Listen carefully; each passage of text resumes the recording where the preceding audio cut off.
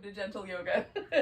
So for today, we're going to need a strap or something that can act like a strap. So it could be any, dish towel, whatever you've got handy, but something that will let you hold onto your foot.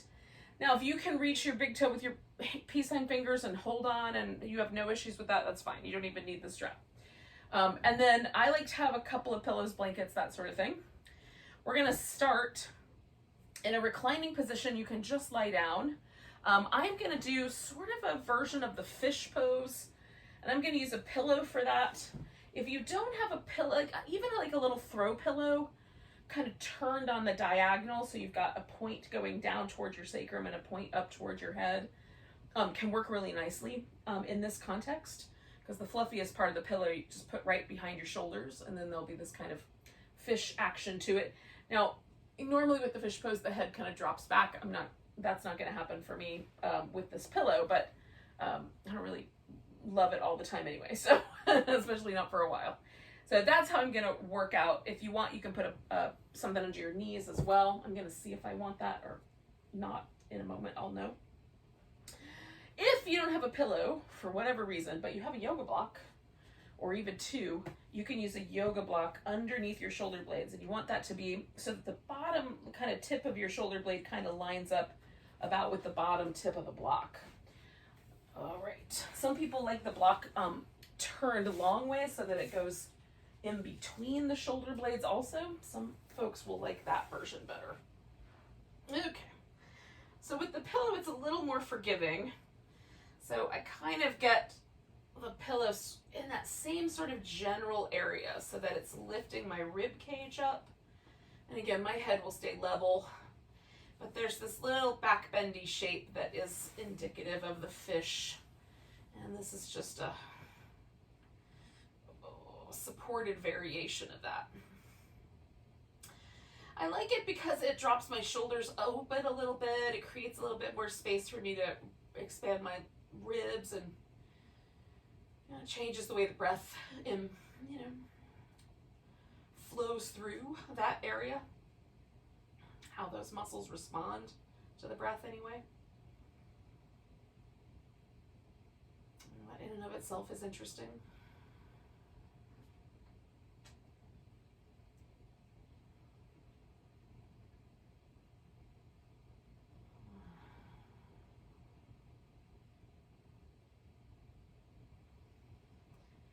This opening part of the time we spend together is also our chance to really sort of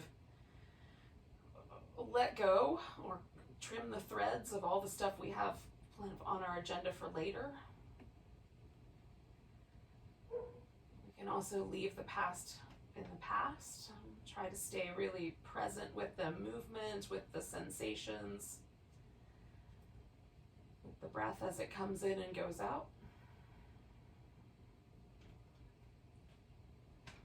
So our whole practice time is a sort of meditation in movement, and as well as stillness.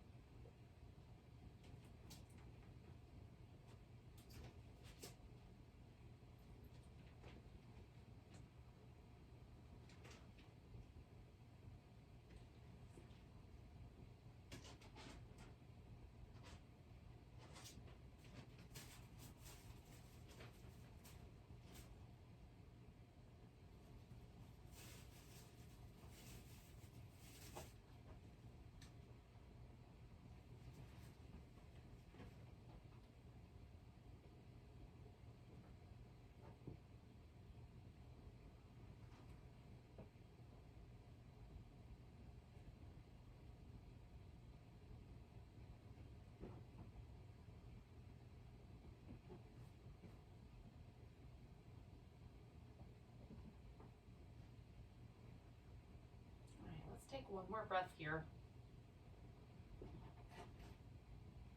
And then all I'm going to do is just kind of roll to one side and take the pillow out.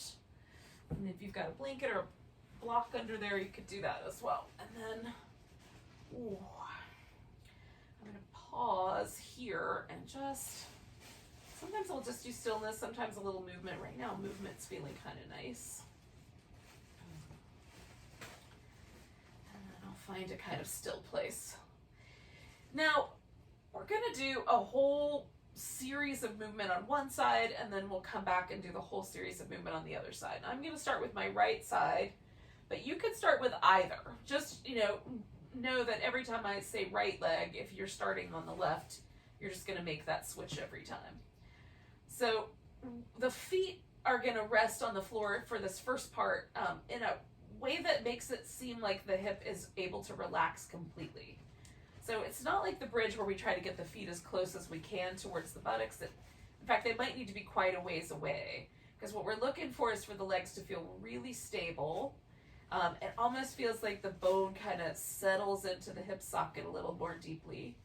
And it's called constructive rest in other circles, physical therapy, psoas kinds of circles. So we're going for that. We want a sense that the legs are able to rest. And we're going to come back to that in between each of these movements. So lifting the right toes. If your mat is really sticky, you might have to hover the leg a little bit on the way out. But once you get your leg extended, so I'm going to glide mine out as best I can. Once it's extended, let the leg rest really heavy on the floor and stretch out through it. So it's almost like I'm trying to stretch from my armpit all the way down to my heel on that side. And you can point the toe instead. I find a flexed foot is really helpful. And then I'm going to glide the leg back as best I can. I might wind up having to, do that little jump over the edge of my mat. Just logistically, it might be tricky. And again, once I get to here, I just rest. Let the leg really get heavy and come back to that sense of softness. And then we'll do it again. We're going to glide out, toes pointing straight up, stretch through the leg, and up through the waist and the whatever, wherever you can feel that stretch, and then glide back in and rest. And then toes up, glide out. So this is a release for the big hip flexor muscle. And there's one that lives kind of in the belly of the hip here, and one that sort of comes from, it's way down in our back, but it comes from like the lower back and moves through the front of the hip. They kind of join up together right there at the pubic bone. So that's what we're trying to get to. It's pretty deep. It lives way down in the back part of the body. And just see if you can feel any sense of that area kind of relaxing back as you come back to the center. So now we're going to do an external rotation. So we're going to stretch the leg out, rotate it outward so that where the toes are kind of pointing off at the diagonal to the right. And then as you draw the leg back in, see if you can maintain that little external rotation until you get back to the center, and then rotate it in. So we're going out, rotate that leg outward and stretch. And draw it back and swing it around. And then once again, just like that. Sometimes I'll do these and spend quite a lot of time with them. They're super simple, but for me anyway, I can really feel a difference in the way my, like the tendons that go over the front of my hip, those feel much more relaxed with this movement pattern. Okay, so I've got my toes in the air. Once again, we're going to go out. And this time we're going to do an internal rotation. So from my hip joint, I'm going to rotate my leg towards the middle as far as I can. I don't have as big a range of motion on internal rotation as I do with the external, but I'm going to try to hold that steady as I draw my leg back and then swing it to the middle. It's a little more awkward for me, the internal rotation, than the external. So glide it out, rotate inward, and the opposite might be true for you. There are camps of people for whom internal rotation is the most comfortable movement. And then one more time, I'm going to stretch out, rotate inwardly, stretch through that leg, draw it back in, and let it rest. Now, I'm going to extend my leg one more time, and this time I'm going to sort of flip back and forth through that external-internal rotation, just as kind of almost like a jiggle. So I started more deliberate, and now getting a little more like a shimmy, a jiggle. So loose movement.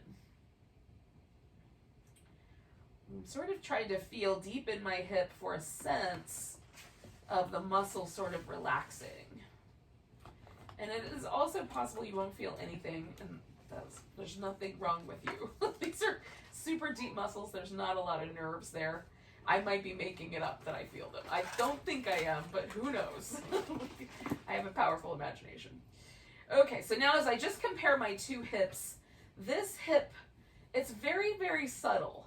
But this hip just subtly feels a little deeper, if that's the right word.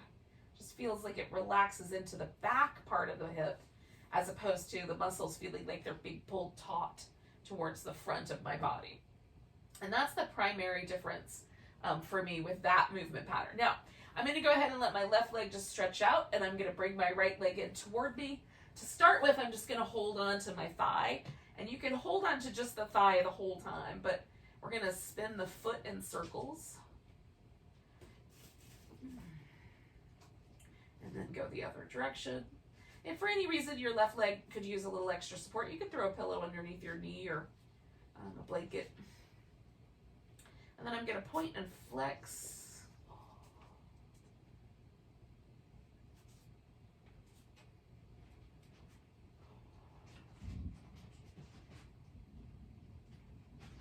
All right, now you can keep hold of the leg just as it is. We're going to wobble it back and forth. I'm going to kind of grab my ankle joint with my left hand. And so I get a little more of like a pigeon kind of shape, an externally rotated hip. So depending on how that feels, you may or may not want to do that, but it feels pretty good to me. Just be mindful of your knee joint. Okay, so then I'm going to reach in here with my right hand, see if I can get hold of my foot. If not, the ankle. If not that, you can still just hold on to the thigh, or you could go ahead and use your strap and wrap that around. I'm going to get the strap out in a minute anyway for mine. So now I've kind of got a lunge shape upside down here, and my left side, I'm just stretching that leg out along the floor. If I want to add on to that, I could bring like my right thigh a little closer to the ground. When my left hip comes off the ground, that left hip will extend a little bit more in front. So I'm just going to kind of play with this lunge. Upside down lunge, reclining lunge, dead dragon. What should we call it? It's almost spooky season. We could call this dead dragon pose. That will be fun. There have been years in the past where I've done every pose on Halloween has been a pose that I can refer to as either dead or as just some kind of spooky animal. All right, so we're going to grab the strap, or you're going to grab your big toe with your peace sign fingers, whichever way this works best for you. Oh. All right, so then I'm going to put that strap around the ball of my foot and extend my leg out.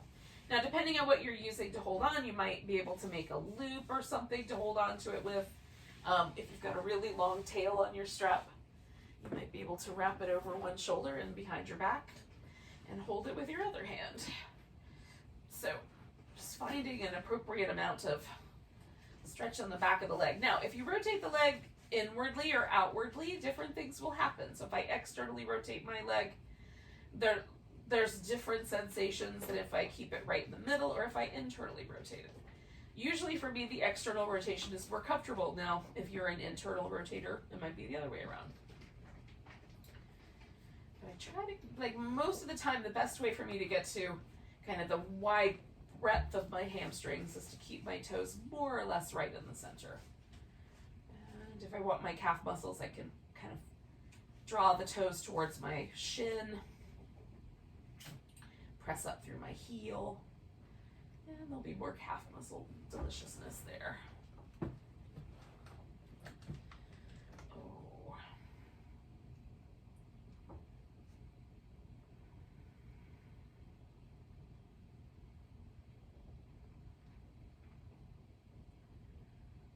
All right, I'm going to take about 3 more breaths.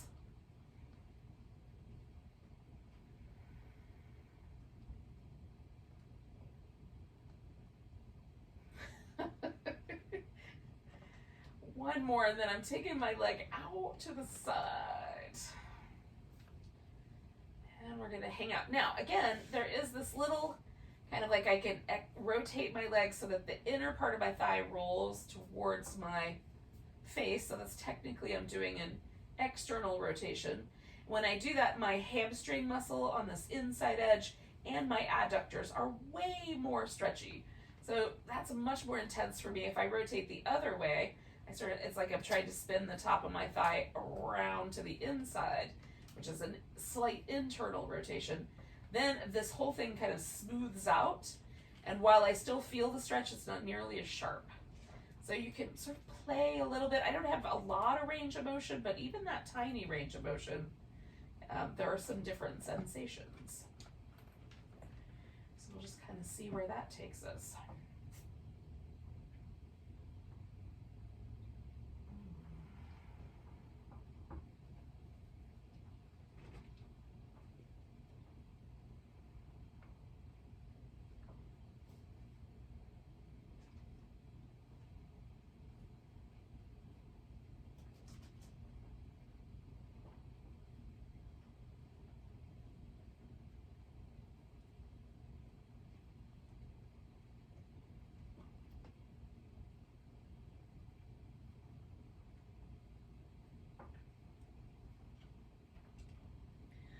We're going to take a couple more deep breaths.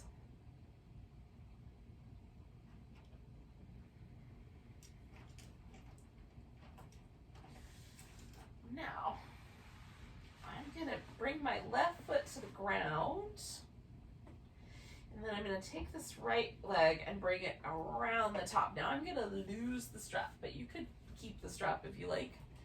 And then with my right leg sort of wrapped around my left leg, as close to an eagle as my legs ever get, I'm going to take them over to the left.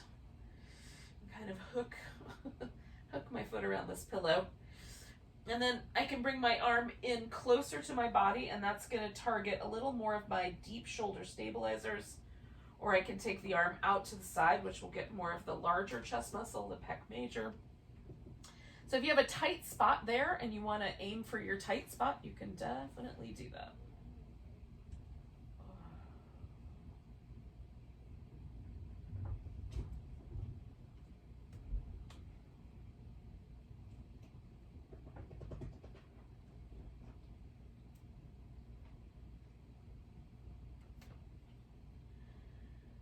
I love breathing really deeply in a twist. Like one lung is slightly under pressure. So they expand at different rates. It's kind of fun to notice that.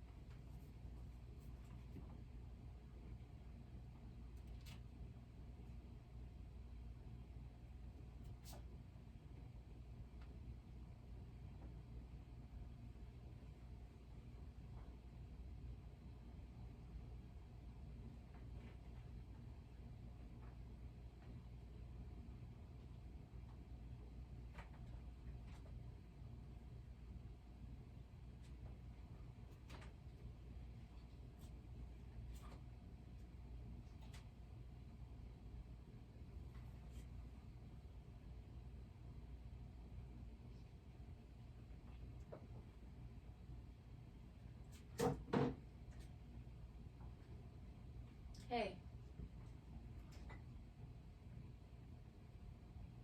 Try not to make a mess. We're gonna take 2 more breaths here. Things may fall on my head in a moment. We'll find out.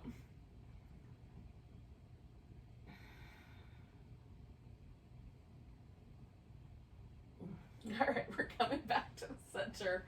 And then the only thing I'm gonna left to do on this leg is I'm gonna lift that right leg in the air, and then I'm gonna kind of give it a shake. And essentially, I'm trying to shake it so that it feels like my toes just kind of flip, flip, flip, flip, flip. I want the joints to feel like they're rattling almost. So pretty loose. You can shake slower or faster, but I find a little bit more speed helps with that sort of bone rattling sensation. It seems like we're doing this for a long time, but we're gonna stay for about 4 more breaths.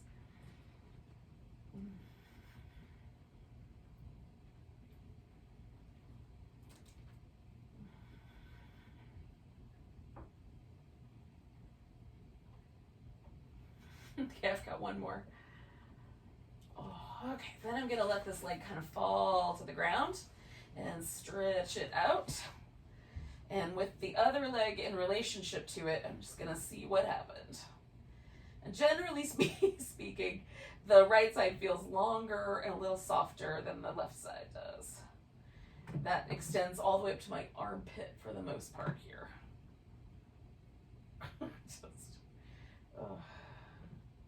All right, so I'm going to come back to my constructive rest position, and we're going to repeat that on the other side. So the left toes are going to go up, and I'm going to extend that leg out, stretch through it, draw it back, and rest. And I try to feel the muscle actually relax, because sometimes this area is these are the muscles that help us walk on 2 legs. So they're definitely muscles that we need to run from danger. The saber-toothed tiger of the past has become maybe the tax collector or the Jehovah's Witnesses or the whatever you're afraid of coming to your doorstep. Whatever that might be. The mailman, whatever it is.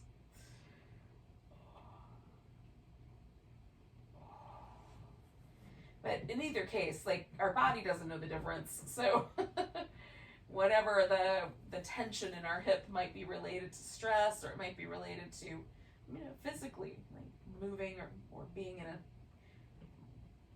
seated position for long periods of time during the day can tighten you up. If you're a runner or a cyclist, that can make your hip flexors nice and snuggly.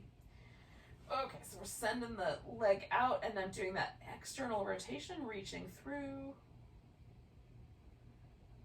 drawing that leg back in, and swinging it around. So I'm trying to feel that sense of like, the muscle kind of releases, right? It takes a second for me sometimes for that sense to happen.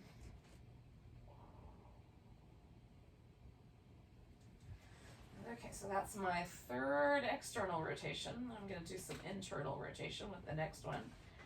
And, wherever you are, just 3 of each is what we're doing. If you're following along, you're probably pretty much the same. Stretching out, rotating in.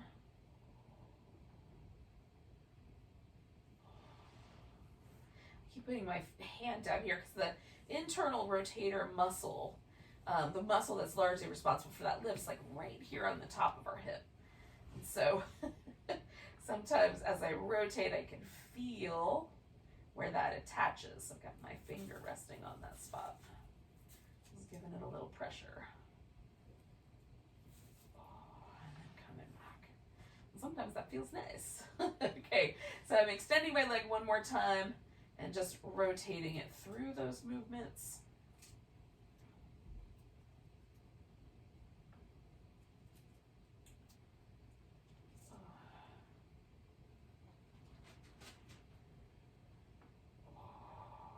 Okay, then I'm going to draw it back, And now I'm going to let this right leg rest and bring the left one in toward me, give it a little hug, and we'll spin that foot. Oh. Always kind of looking just to see, is there any tension in the muscles that live in between the bones of my foot? Is my ankle or my Achilles tendon feeling a little tight today? So as I'm moving my foot around, just turning into those muscles, those little places. Pointing and flexing, kind of squishing my toes together and spreading them out.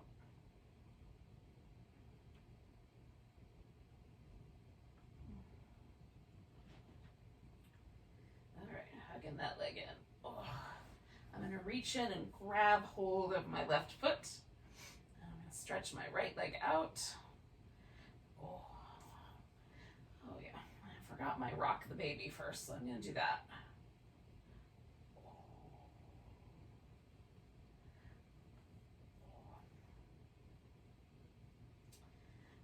Noticing some tension on my outer left hip that I will come back to when we get to the twisty shape.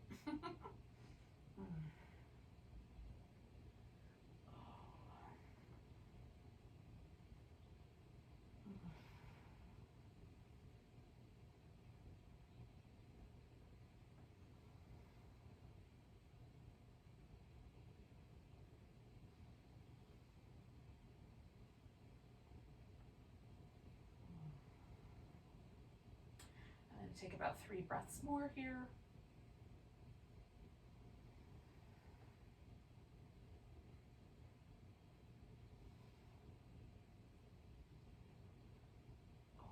All right, so I'm going to grab my strap, put that over the ball of my foot.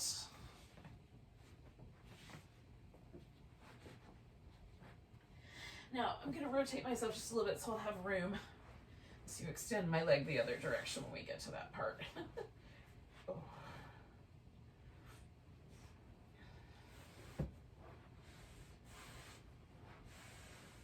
Oh. All right, so I'm just looking for a stretch that feels appropriate, kind of expands up the whole back of my leg. Doesn't focus just at that little spot where the sit bone attachment is for my hamstrings. Oh.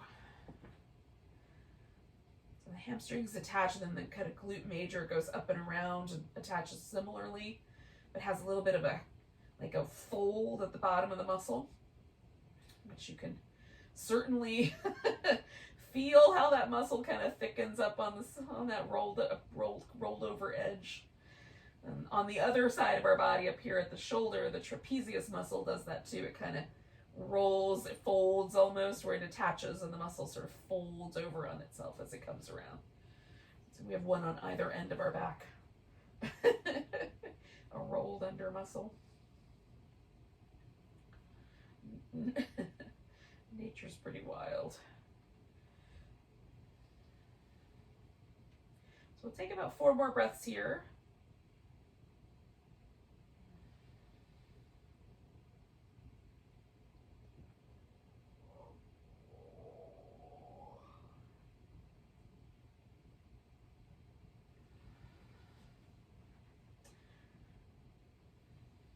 Take an inhale, and with my exhale I'm going to take that leg out to the side, and again just kind of experimenting with the rotation to find a spot that doesn't feel like it's too intense.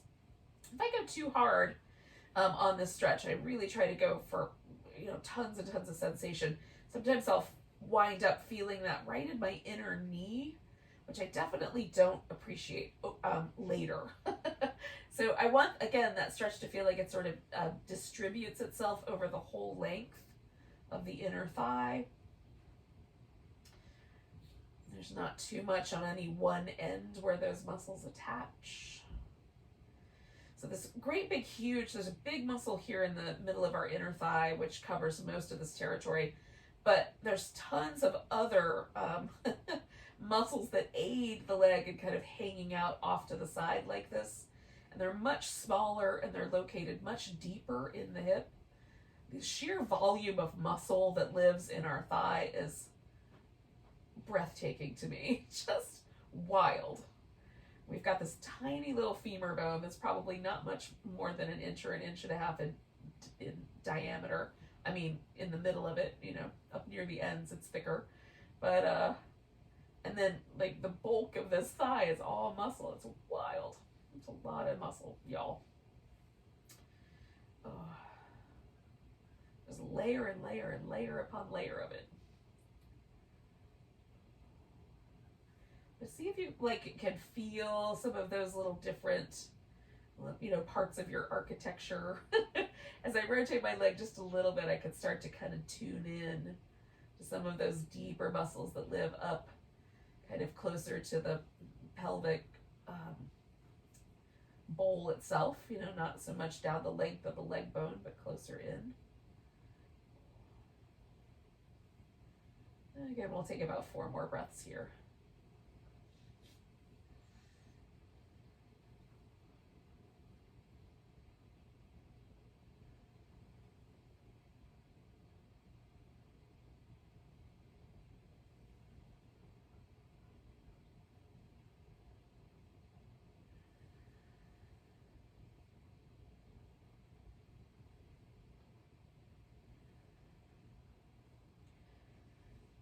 Alright, so I'm going to bring my right foot to the ground, bring my left leg in. I'm going to take the strap off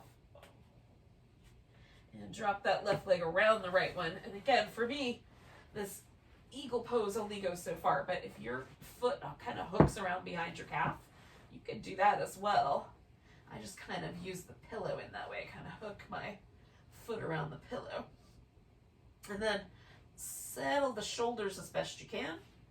Decide on an arm distance position.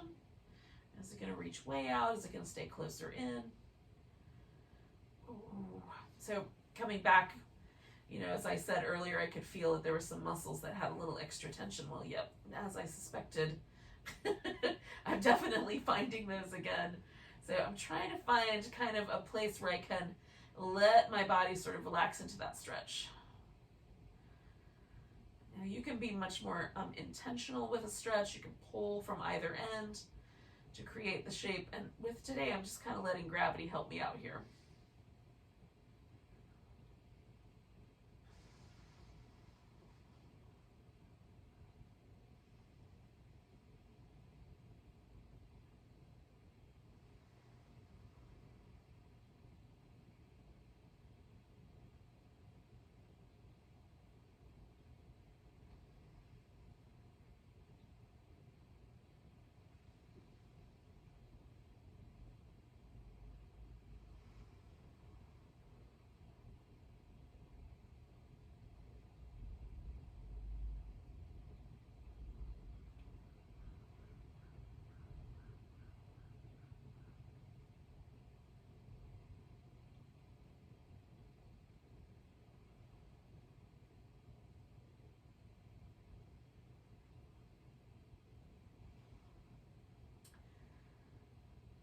So we'll take about 3 more breaths here.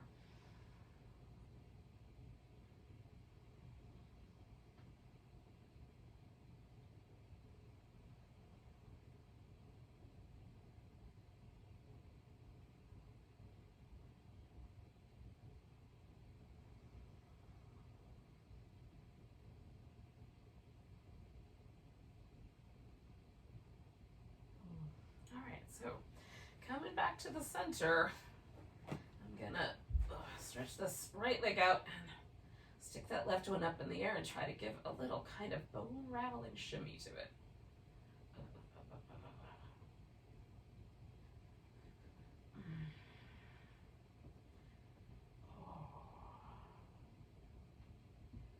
I once took a yoga class. It was a workshop, a 5-day workshop, and the first thing we did was this. Stuck one limb up at a time and shook it. And we shook it for several minutes each. I think I would suggest that the whole process took about 20 minutes between the legs, the arms, and all of it together. And I thought to myself, what have I gotten myself into? I was very skeptical at first. However, when I was done, we got 2 more breaths. I found that I really liked the way it felt after I was done with the shaking. I'm not completely clear on what all the mechanism is. There's definitely a lymphatic benefit to that sort of thing. Like the lymph really gets moving. And one of the best ways to move our lymph is to hang out upside down. So, putting one limb in the air at a time does that for sure. So there's a lymphatic benefit, and that might be why it just feels really good.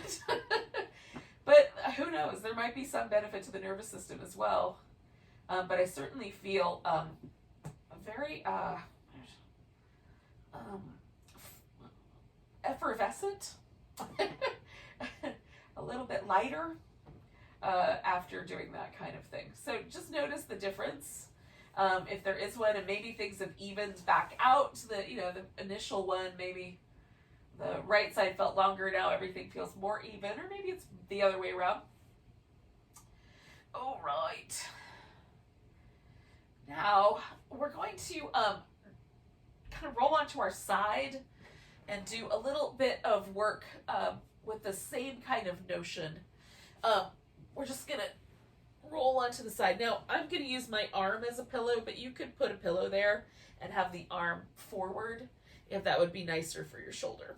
Okay, so all we're going to do is we're going to take this top leg and kind of internally rotate it, and we're going to swing it forward and backward, right? Now, if it feels really, really wobbly, you can bend the bottom knee and kind of create a little more structure, or swing the legs slightly forward.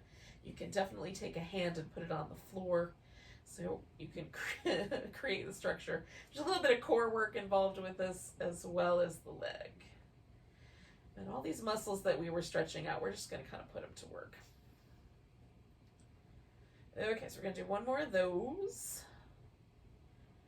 And then we're going to come back and we're going to externally rotate the leg so the toes point more up, and circle the leg.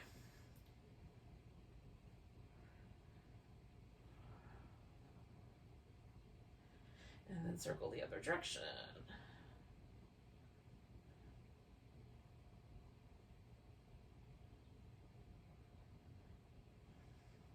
Okay, then we're going to bring the feet together and slide them back behind. So you're bending at the knees so the feet come behind you, and then you're just going to lift the feet. Okay, so the hip sometimes wants to dip forward. We're going to try to keep that straight up and down.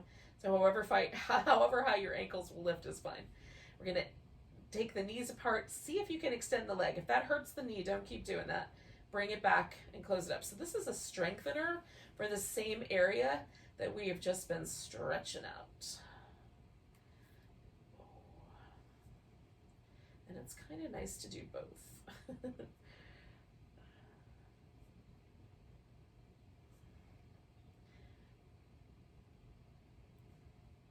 Okay, we'll do two more.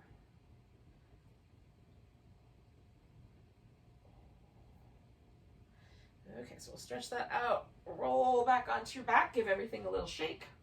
Now I'm gonna spin all the way around so that my voice stays directed at you guys. It's definitely better audio that way. But you could just probably roll over onto the other side. Okay, so starting with the internal rotation, I'm gonna get my hips stacked, my shoulders stacked, rotate this top leg, and it's just swinging forward and back. It doesn't matter how close to the ground I get. Don't always touch the floor with my toe, but I'm sort of aiming in that direction. Keep that internal rotation. Two more of those.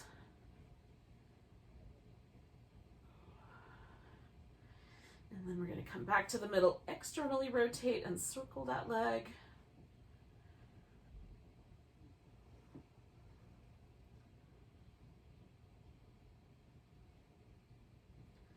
Go in the other direction.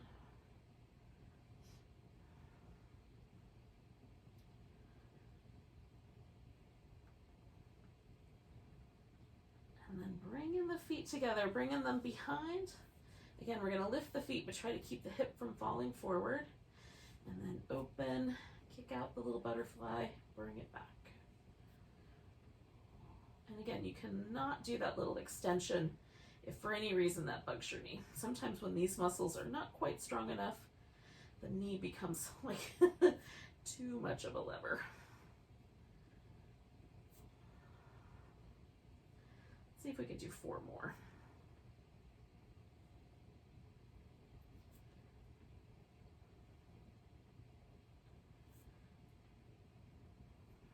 And then last one. All right, I'm going to extend my legs out, give everything a stretch. And then we're going to come to a seated position. And we'll end here, but just for the last couple of minutes that we have with each other, if you'd rather lay down, you can lay down. You can also sit up on the edge of a blanket. But just take a seated position that's reasonable. Settle yourself into place. I can definitely feel my hips. And then we'll just pause for a little mindful meditation. So noticing the breath. And just feel the breath right at the nostrils to start with.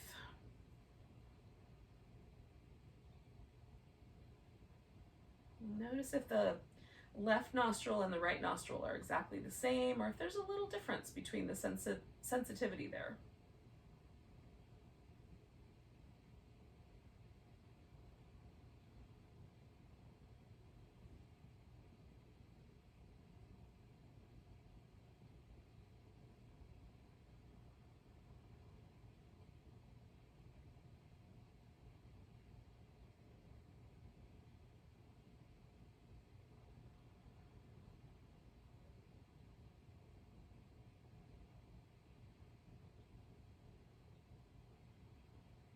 We'll bring the attention of the breath to the lungs.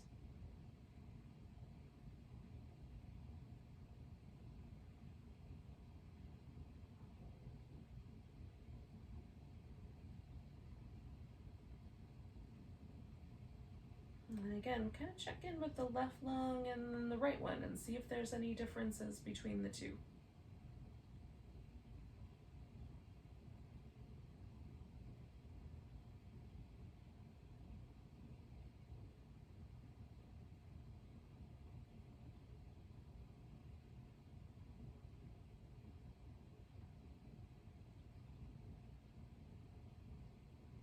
Maybe you notice that your left lung feels a little different. The left lung has 2 lobes. The right lung has 3.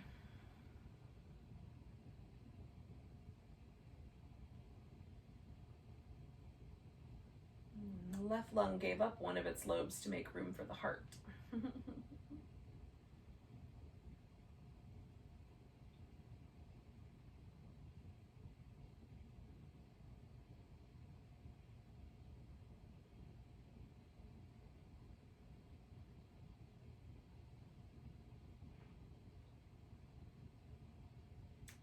There's a nice metaphor there about making room for more heart in your life.